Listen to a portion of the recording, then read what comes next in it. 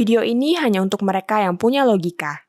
Bagi yang tidak punya logika, skip aja. Wakil Ketua Umum Partai Gerindra Habibur Rahman bikin pernyataan yang keras tentang posisi kepolisian dalam struktur pemerintah. Dia menilai upaya sebagian pihak untuk mendorong reposisi Polri menjadi sebuah lembaga di bawah kementerian bisa dilihat sebagai upaya sistematis untuk melemahkan posisi Presiden Prabowo. Sebelum lebih jauh saya jelaskan dulu duduk perkaranya ya. Polisi sejak awal reformasi pasca Orde Baru kan berada langsung di bawah presiden. Itu merupakan hasil dari semangat melepaskan diri dari sisa-sisa Orde Baru yang menjadikan polisi sebagai alat pemerintah untuk meredam kelompok menentang penguasa. Di era Soeharto, TNI dan Polri berada di bawah Kementerian Pertahanan. Begitu Soeharto jatuh, polisi dibuat lebih independen. Bersama TNI, polisi lepaskan dari bayang-bayang kementerian. Namun kini mulai terasa ada upaya untuk mengembalikan format kepolisian ke era Orde Baru. Gagasan ini pertama kali dilontarkan PDIP. Pada November 2024, Deddy Sitorus dari Partai Banteng itu sudah melontarkan ide tersebut. Konteksnya ketika itu PDIP memang sedang marah besar memperoleh hasil Pilpres dan Pileg. Suara PDIP menurun sementara Ganjar berada di posisi buncit. PDIP menganggap mereka kalah karena diliciki. Salah satu lembaga yang menurut mereka berperan besar dalam penentuan hasil akhir pertarungan adalah polisi. Sejak saat itulah PDIP memperkenalkan istilah Partai Coklat. Deddy kemudian mengatakan polisi harus disingkirkan dari posisi kuat sebagai lembaga di bawah presiden menjadi bagian dari sebuah kementerian. Apakah tuduhan soal ketidaknetralan polisi dalam pemilu 2024 dan pilkada itu bisa diterima? Saya sendiri kan adalah calon legislatif dari PSI ketika itu. Saya berkompetisi di wilayah Jakarta Selatan. Saya tidak menganggap pemilu kita bersih, tapi saya tidak paham dengan tuduhan PDIP bahwa polisi adalah pemain kotor yang campur tangan mengintervensi pemilu. Saya tidak mengerti mengapa PDIP menganggap polisi mengatur hasil akhir pemilu. Saya di partai yang dekat dengan penguasa ketika itu. PSI dekat dengan Presiden Jokowi. Tapi tak sedikit pun saya melihat ada campur tangan polisi untuk mempengaruhi jalannya pemilu. Saya hanya melihat polisi ya jaga keamanan dan ketertiban, hanya itu.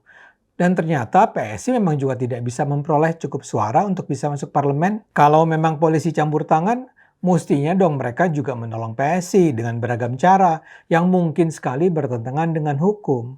Tapi ini tidak ada. Jadi saya meragukan kebenaran tuduhan itu.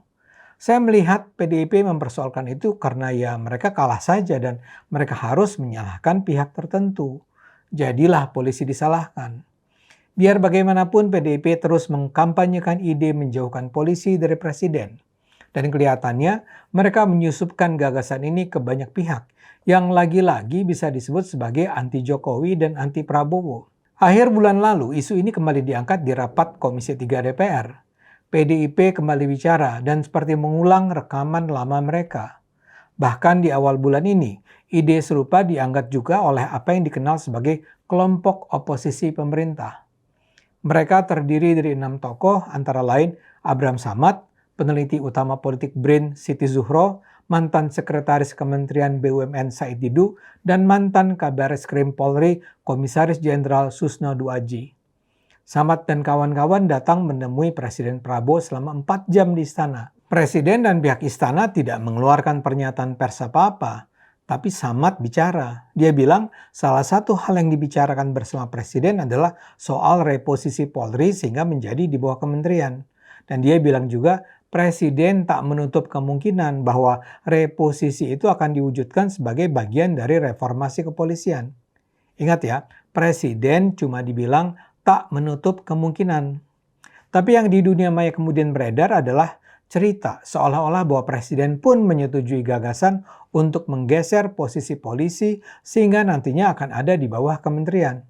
Benarkah cerita itu? Saya sih percaya tidak.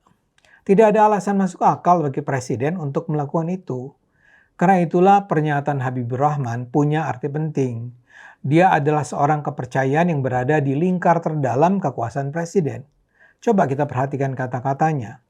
Dia menilai narasi Polri di bawah kementerian bukan sekedar keliru, melainkan berpotensi menjadi upaya sistematis yang dapat melemahkan posisi Presiden Prabowo sebagai pemegang komando tertinggi institusi kepolisian. Bisa jadi narasi Polri di bawah kementerian ini sengaja dibuat untuk melemahkan Presiden Prabowo dan pada akhirnya juga melemahkan negara tambahnya.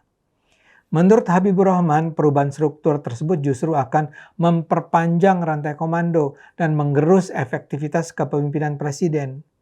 Jika Polri tidak lagi berada langsung di bawah presiden, maka kekuasaan presiden akan berkurang secara signifikan, tambahnya dengan tegas.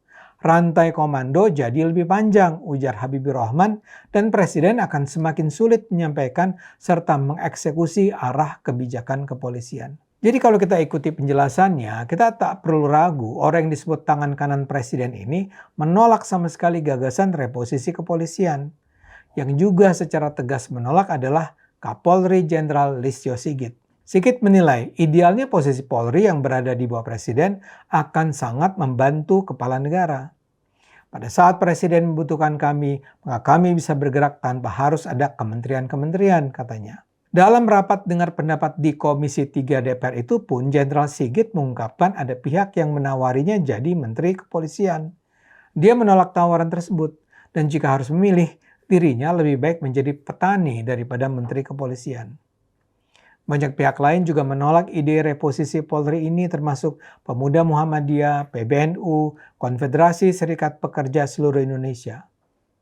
Saya sendiri ya sependapat dengan ide menolak gagasan penempatan Polri di bawah kementerian.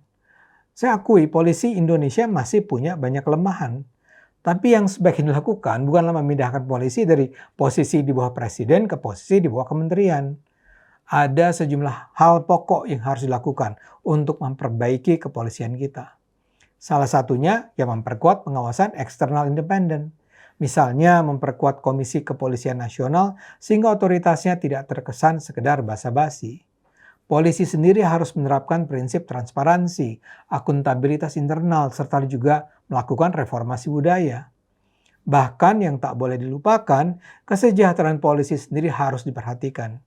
Banyak dari kita tidak paham bahwa mayoritas anggota kepolisian berpenghasilan relatif rendah.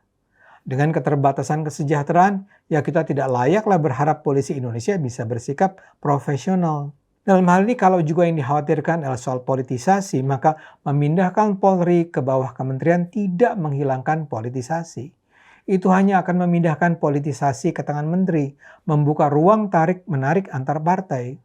Kalau tujuannya membuat Polri netral, mengganti atasan tidak otomatis mengubah budaya. Harus diingat, Presiden adalah kepala negara dan kepala pemerintahan. Karena itu, mengintervensi Kapolri secara politis akan terlalu terlihat dan akan menjatuhkan reputasinya. Intervensi tidak bisa dilakukan tiap hari tanpa konsekuensi publik.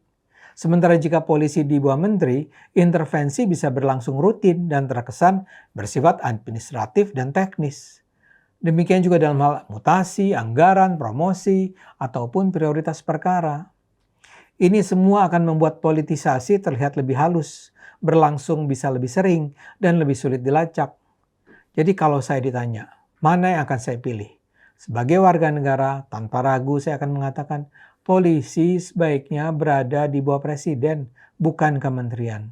Bagaimana dengan Anda? Ayo gunakan akal sehat, karena hanya kalau kita gunakan akal sehat, Indonesia akan selamat.